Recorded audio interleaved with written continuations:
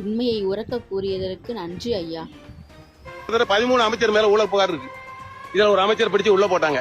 அவருக்கு 6 மாசம் வரைக்கும் ஜெயில இருக்கிட்டே அமைச்சர் பதவி. எந்த நாட்டுல இருக்கும்? எந்த நாட்டுல இருக்கும்? குற்றம் சுமத்தப்பட்டு தண்டனை கொடுத்திருக்காங்க.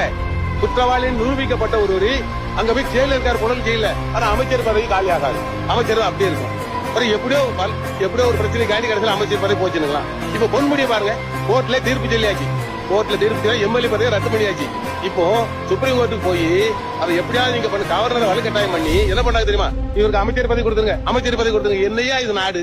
அப்ப நாங்க குற்றம் பண்ணி ஒரு எங்களை மாதிரி பொதுமக்கள் குற்றம் பண்ணி ஜெயில போட்டா வெளியே விடுவீங்களா? வெளியே விடுவீங்களா? அப்ப இன்னைக்கு என்ன சட்டம் இருக்குது? உங்களுக்கு அரசியல்வாதிக்கு ஒரு சட்டம், உயர் அதிகாரிகளுக்கு ஒரு சட்டம், என்ன பணக்காரனுக்கு ஒரு சட்டம், எங்களை போன்ற ஏழைகளுக்கு ஒரு சட்டம். 4 சட்டமா? ஒரே சட்டம் தானே சொல்றீங்க? சுதந்திரம் வாங்கின எதுக்கு அந்த மாதிரி கொள்ளை அடிக்கவா? இல்ல ஓட்டுக்கு 1000 ரூபாய் பணம் வாங்கவா சுதந்திரம் வாங்கணும்? மந்திரி பாருங்க, 20,000 கோடி, 30,000 கோடி, 40,000 கோடி.